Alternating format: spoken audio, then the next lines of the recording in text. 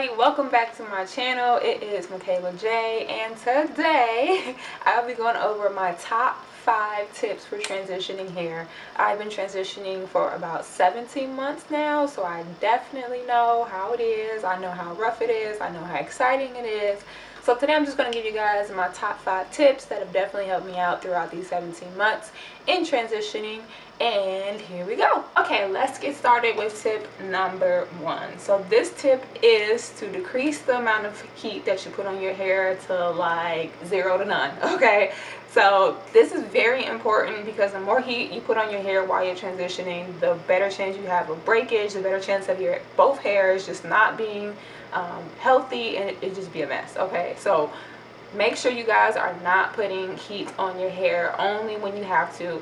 And I know this is much easier said than done because I know you just want to straighten your hair and blow dry it and look cute, but you definitely don't want to put a lot of heat on your hair. And this also will be a good practice for when you're actually all the way natural, because when you're all the way natural you also don't want to put a lot of heat on your hair anyway. So this is definitely a good practice.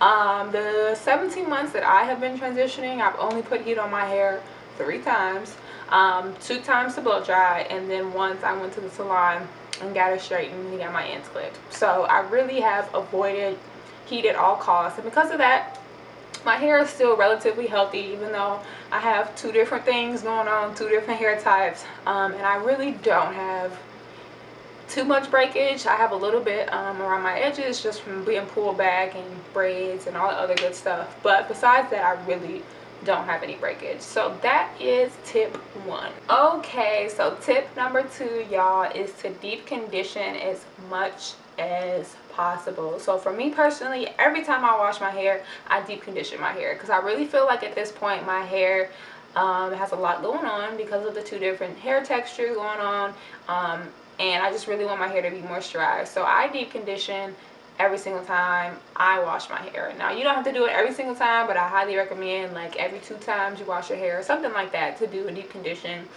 just to make sure your hair is getting that extra moisture and that extra TLC. Now as far as deep conditioning products, I love the Mega Girl deep conditioner, y'all. Like it just, I don't know what it is about this deep conditioner, but like it smells so good, and it's only $5.96 at Walmart. What? Yes, like I love this deep conditioner. I've been using it on my hair pretty much, well, about half the time I've been transitioning, and it's definitely made a difference in my hair. So I highly recommend you check that out. I will put the link for it in my down box. Okay, so tip number 3 is to buy a Tangle Teezer.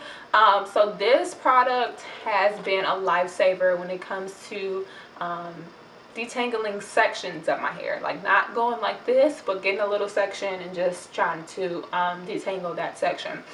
It has been so much of a help. Like it makes detangling a lot easier, especially when I'm trying to do braid outs and I really want my hair to be detangled at that point, or just anything that I'm doing with sections of my hair. I try to use this Tangle Teezer and be very gentle as well, because your hair is more prone to fall out when it's wet. But I feel like this has helped me a lot more than just taking a wide tooth comb and going through a section of my hair. So I highly recommend you buy this. It's definitely been a big help with this whole transitioning thing, y'all, because it's been crazy. Okay, so I will definitely also put this link in the down box of where I got it from. Okay, so tip number 4, y'all, is to wear protective styles, and this will also help with tip number 1 because you won't be putting heat on your hair when you have a protective style in. And also this protective style will just protect your hair, hence why it's called protective, from, you know, the daily combing and pulling and twisting and everything that you kind of do when you're dealing with your hair when it's not in braids or not in twists.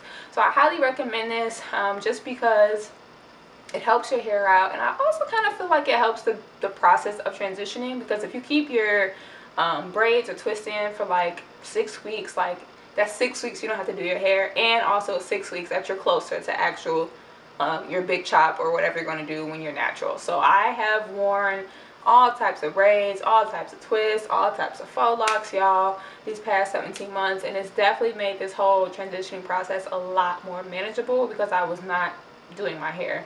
But I do recommend taking some breaks in between your protective styles. But they definitely do help you and your hair grow.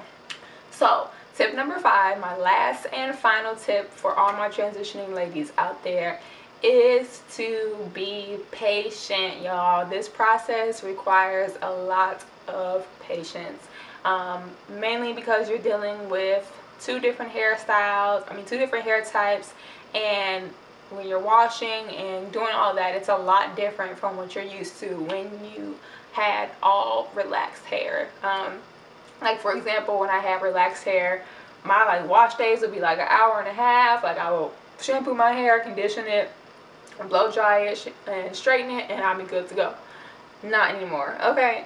Like I have to shampoo my hair and then deep condition it for an hour, hour and a half, and then rinse it out and then style it or do whatever I got to do to it. So it's definitely patience in that sense, and also patience because you are changing, and that's why it's called a transition. So you're changing from this relaxed hair to this now kinky hair, and in some ways it can kind of mess with your self-esteem a little bit, you know. And I can't even wear my hair straight anymore, so definitely takes patience in that sense, y'all. But overall, I think it will be worth it when I do finally do my big chop, which is coming very soon, y'all, so be on the lookout for that. But I think it'll be worth it, and I've been patient, and I am just ready for this next step in my hair journey.